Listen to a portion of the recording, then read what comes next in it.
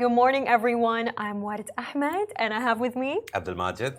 And I hope you're all having a lovely morning today. How are you doing, Majid? I'm good. Just to start things off, I just forgot that we have two events going on we have to talk about.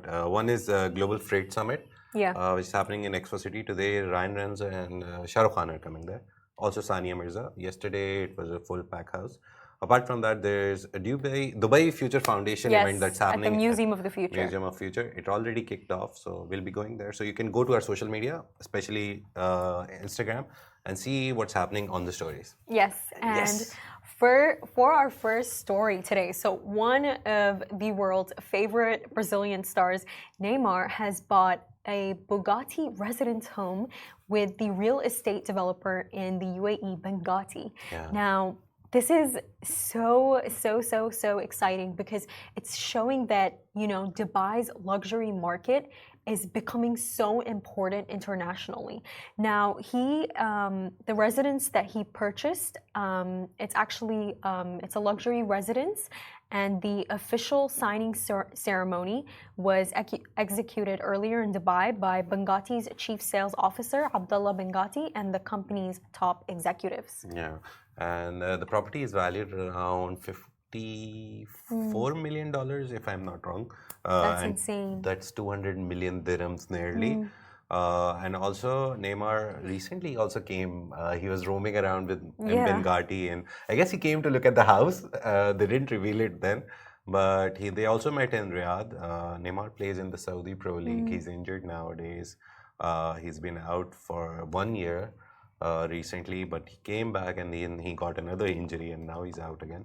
So apart from the sports part of his story, Neymar is a big player, a big name, and that means big people, all the big names from any industry, they're coming to Dubai, they're investing in the Dubai property.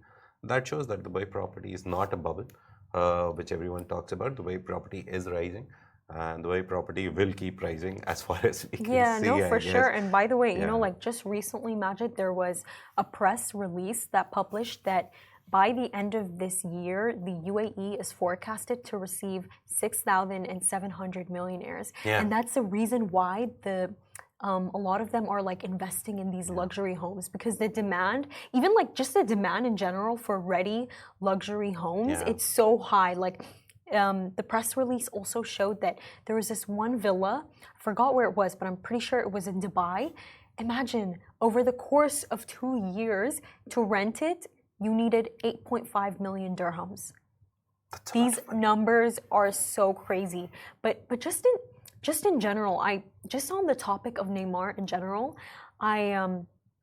when I think of Neymar and how recently he's moved to Saudi Arabia and he's a part of Al Hilal, right? Yeah.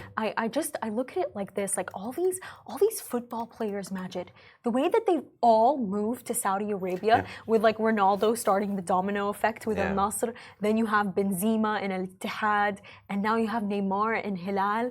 I think when I look at this topic, I really think that these football players are gonna rattle the football sector in Saudi Arabia, because they're already doing it, and just the competition, it's insane. I almost feel bad for the local players, because when you have such global stars arriving in your country and in your own local teams, you have to play better. You have to do better. Sort of inspiration as well, I guess, right? Obviously, they get overshadowed by these stars, but playing with them gives them an opportunity to become better.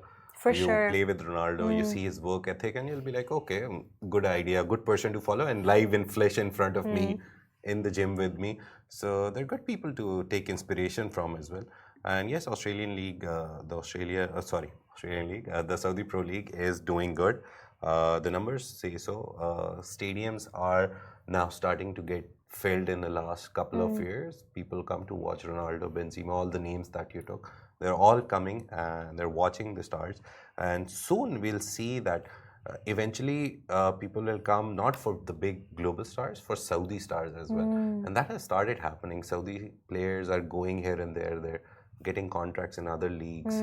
So it's becoming a good thing that now Saudi is also exporting football talent, and the money is eventually it's some sort of foreign direct investment. You train a player, he goes out. Obviously, whatever he earns will come back to Saudi in some way. Yeah, but just to give those Saudi players just a bit more credit, you know, in the end of the day, Benzema, Neymar, Ronaldo, it's the end of their career.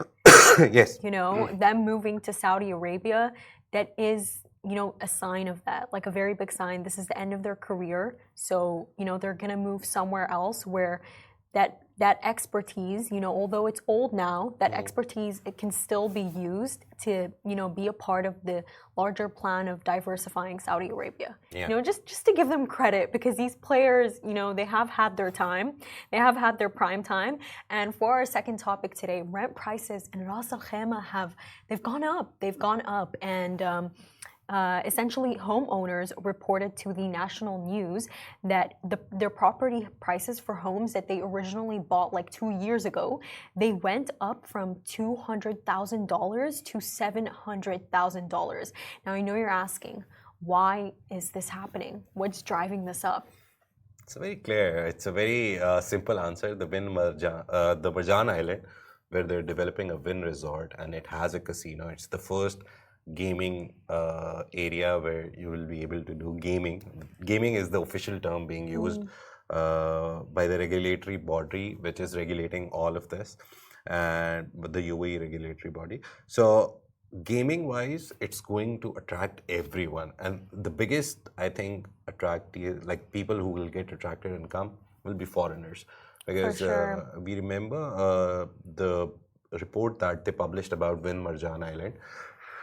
Sorry, the Win guys, they said that the gaming area of this casino will be bigger than the Las Vegas property. It's going to be smaller than the Singapore one, but it's going to be bigger than the Las Vegas property, like the percentage of the whole covered area. So it's a good sign. The property market is raising. We got so many big numbers on the post itself.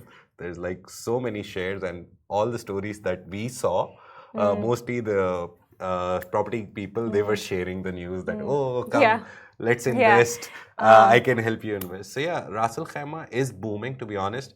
In the next 2-3 years, Win is supposed to open in 2027. Yeah. And they have a like initial plan on opening just the property, just to like invite guests or see what's happening by 2026 mid. But the official complete opening, they've said, is by 2027, when everything will be open. But you know, Majid, I believe what's so advantageous about this entire project, it's that, you know, it's creating more jobs for people in RAK. This project alone is predicted to create around 4,000 jobs for people in Ras Al Khaimah, and I believe it's going to offer more than 1,500 residences. However, in this project, there's just one flaw. I mean, I know that it's the UAE's, you know, first casino that is set to open, but not everybody is actually happy about that. Like, if we just take a look at the comment section, let me just tell you guys what everyone had to say about this. Some people were extremely excited about it, and then some people had to say that Dubai is becoming westernized slowly, and that I believe, casino gambling, it is really bad, and whoever authorizes this is not a man of faith. Being a Muslim, you should know better than everyone. Yeah. Apart from that, a lot of people are also saying there's more comments that they're delaying the inauguration, and this will give rise to more rental properties. See, the question here is that it's very simple. The regulatory body has approved it. They must have seen something, and it's not. It's commercial gaming. It's not exactly what they're saying it is. It's not gambling. It's commercial gaming. It'll be highly regulated. So I mean, it is gambling, but legalized gambling. It's not even legalized gambling. The official term that is being used is commercial gaming, to be honest. And we should also use that term, to be honest. Commercial gaming is the word that they're using. And they're not calling it a casino. It's a gaming body, a gaming place, game. All these words are being used. So this is the language that the UAE government is using. And obviously, they must have seen something. They must have created a system around. Obviously, when the casino opens and everything opens, then we'll see the real picture that how everything takes place. But right now, the regulatory body's approval process, You know UAE, they don't just give anything to anyone. This is the first ever casino license, gaming license, not casino license, a gaming license provided by UAE. So it's not a small step that they would have taken just randomly for gambling. They would have assessed all the possibilities and then they would have gone about it. And there is a chance that there will be a second gaming thing which may happen in Abu Dhabi. MGM Resorts, which is a very big resort company, like resort establishment as well, they are opening a resort in Abu Dhabi. And the owner said that, actually not the owner, it's not an owner type of thing, it's a CEO. The CEO said that they've applied for Abu Dhabi gaming license. So we won't see only this. We may see a lot of establishments like this, gaming establishments open. I definitely think we're going to see that because you know that is all a huge part of globalization. But Majid, I don't think that the official term being commercial gaming takes away from the the religious concerns that people have about the casino. I personally think that if you have a religious concern, the same way that I do, I would never go to a casino. I would never go somewhere where people gamble. That's just my personal belief. But I would stay away from something like that. But them naming it commercial gaming, it doesn't take away from what it actually is. But it will be a hit. It will be a success because actually, we know that. To be honest, we can't comment on UAE's regulations. It's their regulations. The government created it. We shouldn't actually comment on it. They called it commercial gaming. We can call it commercial gaming. We can't call it gambling because officially, by law, by rule, by regulations, they've called it commercial gaming. So if we term it gambling, it will be wrong because the government says so. It's commercial gaming. That's one thing. Apart from that, I'll give you a very simple example. A lot of people say that alcohol is there in the UAE, but there's like very, very, very strict regulations. So it's not like that people are just going out and being drunk on the road and lying down. Alcohol is allowed because a lot of expats here who live and work here, they're not Muslims, they drink alcohol. So it's very highly regulated. So even with this casino, it'll be very highly regulated. So any misuse of the system in place, the commercial gaming system and regulations, the UAE government, they'll catch them and they won't take a second before shutting it down. So it's a very highly regulated commercial gaming environment that they're creating, not betting or gambling. It's called commercial gaming. So let's just stick to the word that they use, I guess. And people will always have concerns, to be honest.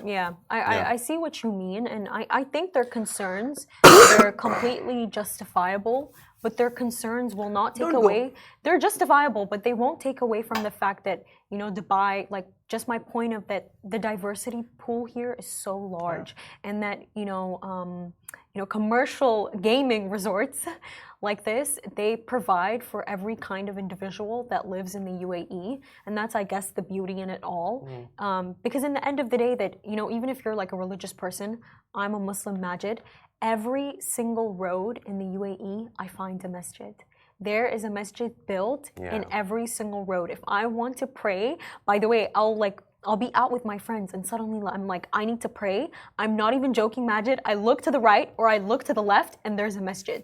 So the UAE... And even in Sharjah, it's more. Like in Dubai, it's amazing. The frequency of finding a mosque is lesser than Sharjah. It's like, I call it a city of mosque and the beauty of them. Really great. Yeah, but simple, they very simple to words. Every person. UAE creates an environment or an industry or everything, but it's a very clear signal from them. If you think it's wrong, don't go. For sure, and just back on the... If you don't like to drink, don't go.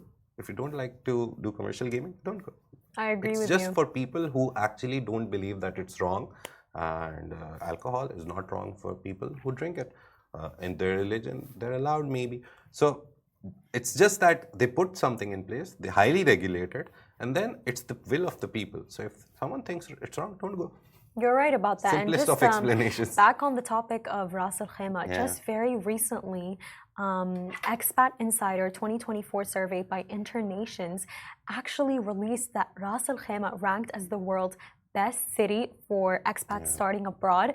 and it was actually leading the race with Dubai and Abu Dhabi behind it, I believe in second and third place.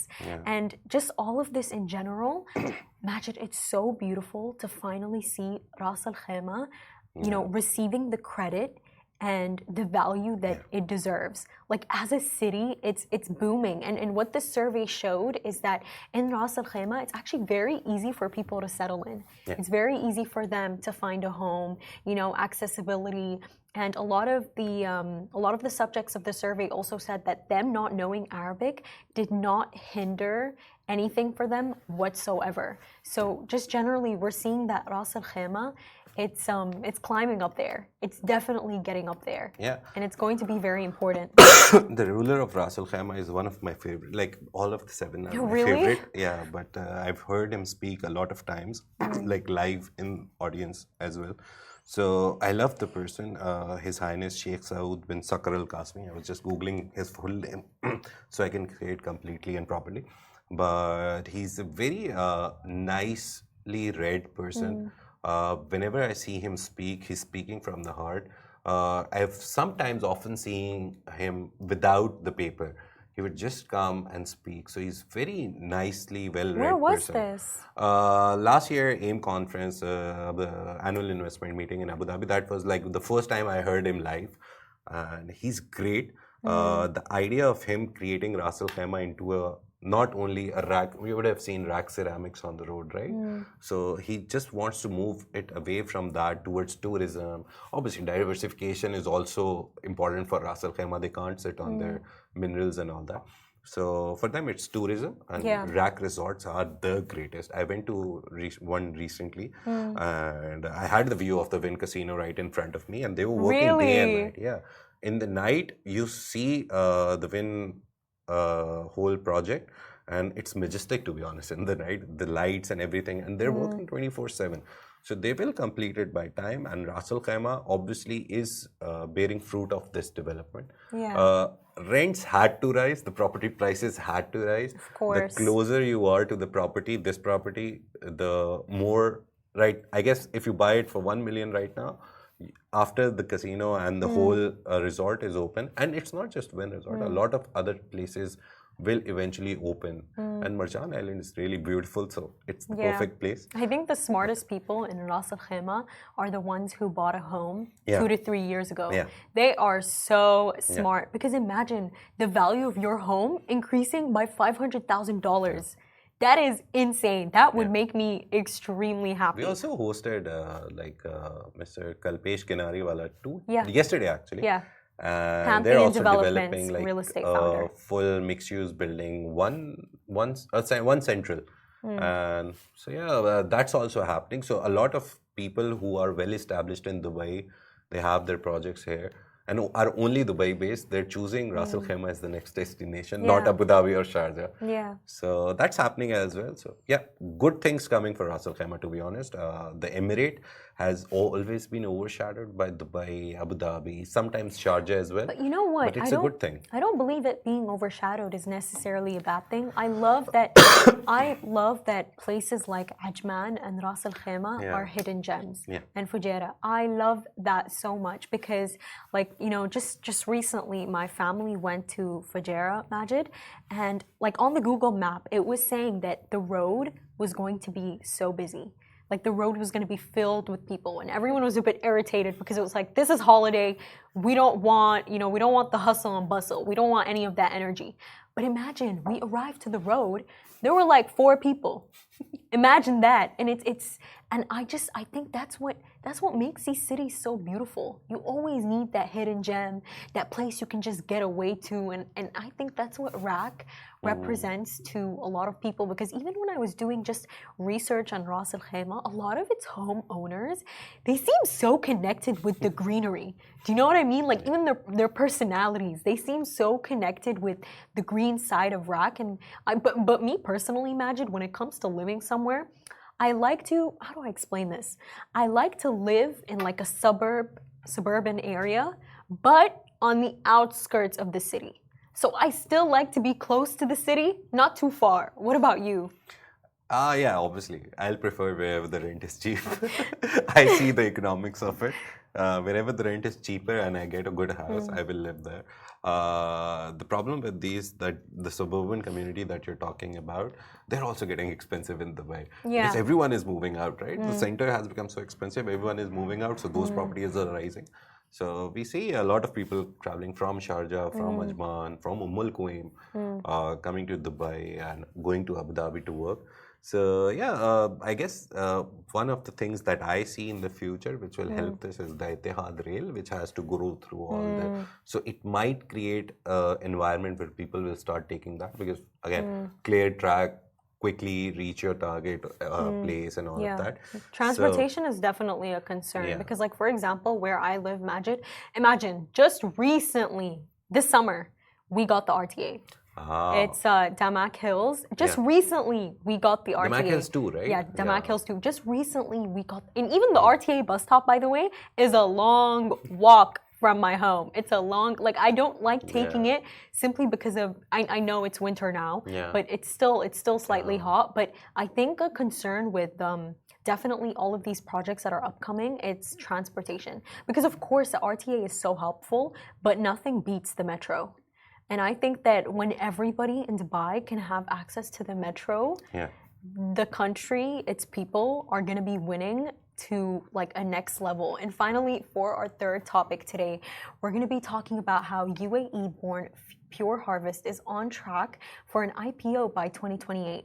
So Pure Harvest right now, they're actually planning to expand their operations into the USA's Sunbelt, Mexico regions, offering optimal conditions for controlled environment agricultural. Essentially, what the company is trying to do is that they're trying to pursue short-term farming initiatives in Morocco and Singapore. So they're basically trying to leverage local advantages for sustainable food production.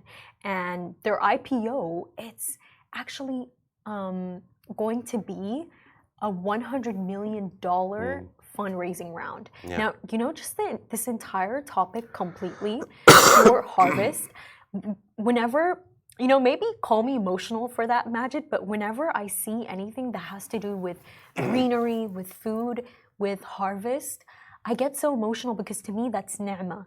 Yeah. Ni'mah, to those of you who don't know Arabic, ni'mah means blessing. And it's just seeing people who go out of their way to, create such sustainable agricultural, it will never not be a beautiful portrayal of ni'mah to me. But Majid is now going to tell you guys why this project really matters. The most important thing is it's a UAE-born project. Sky Kurtz, the founder, I remember one of his famous lines that I will never forget. Everything is a unicorn in the startup world, that if you go to 1 billion evaluation, you're a unicorn. And he said, I'm trying to build a unicamel. So it's a very nice play. Wait, trying to build a what? Unicamel. So whenever a startup reaches a $1 billion evaluation, they call it a unicorn. It becomes from a startup to a unicorn. He says, I want to build a unicamel because he loves the region and he started his business in the region, in the UAE. And basically, he's using technology from here and there and then growing tomatoes. That was the first thing that they grew, but now they're growing a lot of other vegetables. So the important part is that a UAE-born startup is going for an IPO. They're planning it by 2027, 28. He said 27, 28, so we're saying by 2028. That's like the last year that they're thinking of going towards it. Mainly the thing that is happening right now is their $100 million funding. And he said that as soon as we get that funding, we'll go for an IPO. So let's see. It's just very good to see something starting from scratch. The For idea. sure. In the desert, he's doing all the way. They just launched their, randomly came to mind, they just launched their tomato sauces, and they're made from their own tomatoes. So, yes, just happy to see a UAE startup in this field growing back. For sure, expanding into the American sphere. But Majid, something that I noticed with all entrepreneurs who are involved with companies that have to do with anything green, I've really noticed this, by the way. When they have a company that's targeted at anything green, they usually care about the purpose a lot. Yeah. They really, really care. And I don't just see this example in UAE-born Pure Harvest, but there's this company, it's called Mahaya's Garden. And what they do is that it's a startup company. She produces soil. And I've actually met her before. She produces some of the best soil in the UAE. And I've met her and I spoke to her. And I was like, is this your main job? And she was like, no. Side business? She's a consultant she was a consultant for Accenture. And now I believe she moved on to work in tech. But she told me that during the day, she'd work in consultancy. And during the night, this was her project, Mahaya's Garden. And she even showed me her Queen Bee's certificate. It was hilarious. But with something that I noticed with these people who they care about anything green, they really care about it. For somebody to build a business that is solely around, sustainable practices, creating sustainable food production, they always really care. They always really care. And the reason why I feel I really want to spotlight this is because we see nowadays nobody cares about climate change. They really, really don't. So when you find these very rare individuals from UAE-born's Pure Harvest, Mahaya's Garden, I think these are entrepreneurs that the world really has to hold on to combat climate change. But just on, Mahaya's Garden, you know what she does, Majid? She actually provides tomatoes to some of the UAE's top Michelin restaurants. Nice. Yeah. So, but her story, what I find so inspiring about it is that it really just stems from her spending her free time doing this, which really goes to show that anybody involved with any green entrepreneurship, they always care about it. They always have to be 100% in. Because if they're not 100% in, it doesn't even come about whatsoever. Yeah. Mainly, the thing that I caught from your whole story is that she's doing it as a hobby, right? Yeah. And hobbies usually you do from the heart. You usually care about those. And these startups, again, I always feel if you don't care enough, you're not really able to scale a startup. That's the most important thing. You need to be determined. And she looks determined, working a full-time job and then doing this. Yeah. Very important if you want to be an entrepreneur, because you can't just leave your 9 to 5 and just start something. You have to in the start, I guess sometimes you have to manage both, because you get a consistent income and you put it in your hobby or the business or the idea that you're trying to create. Exactly. Yeah. But Majid, I just recently I spoke to a business owner, and her business, by the way, it's booming. She's doing completely well, but she's actually chasing after doing a 9-to-5 consultancy job. And I asked her, and I'm like, why do you want to do this? You've already succeeded. You've built a successful empire. Why do you want to work 9-to-5? Imagine her business is actually successful. It's actually big.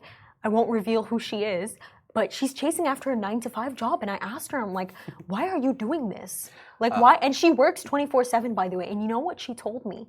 She told me that right now, her business is in the process of scaling internationally. And for it to scale internationally, obviously, it's going to need more funds. And she told me that the purpose of me working 9-to-5 is so that I don't have to take a salary from my business anymore. All the money that we make, we can put back into just the profit of the business. The business can keep growing without me taking any money out from it. And I want to be able to, she told me that she wants to be able to finance herself by working a 9-to-5 instead of, taking money out of the business. She just wants to keep the money cycling to scale her business. So that's what's so interesting. I don't always think it, it comes out of the fact that it's people's hobbies, but that's why 9-to-5, it's never going to go out of order. Yeah. People will continue to work it. But yeah, people will always need a job, but with entrepreneurs, I guess, whenever you hear any suggestion, it's like never leave your job, on the idea phase. Just start it, and then maybe if you see potential in it, then leave, and then obviously spend 100% of your time on the startup or the idea or the business that you're starting. But it's a better idea to always have some consistent income, or at least have a backup option like a rich father. That's it. That can be a good option as well. But you remember you did the show with me where we had this entrepreneur come in. They're opening a flash facial something. And I asked her this question that she started her business in Dubai from scratch. And I asked her this question that who is the best person to take money from when you're starting a business? She was like, family. So she took it from her father-in-law, her father, her husband, all of them contributed to her idea. And they're opening a shop in Dubai Hills Mall. December start is, I guess, the opening. Do you know what it's called, Majid? Flash facial. So it's like a Flash 15-minute facial. She's like, you don't need to take out 1 hour or 2 hours. You can just walk in and you don't need appointments. There's machines and everything. You just come in, kiosk, take a bucket and just go inside, have your facial in 15 minutes and just leave. I will make sure to check that out. I will make sure to check that out. So, yeah, when you talk to these people, the people who are already doing it, a lot of nice things. Like you told the stories of the people that you've talked to. It's a good learning curve from them, to be honest. So in the future, if you're thinking of it, you have good suggestions from a lot of people. I do. And with that being said, thank you so much for watching, everyone. This is Smashy Business Show, a Smashy Business production, a part of the Augustus Media Podcast Network. Please do not forget to follow us on our newsletter on Beehive. We have Instagram, X, LinkedIn, and a WhatsApp channel. Make sure to tune in for tomorrow.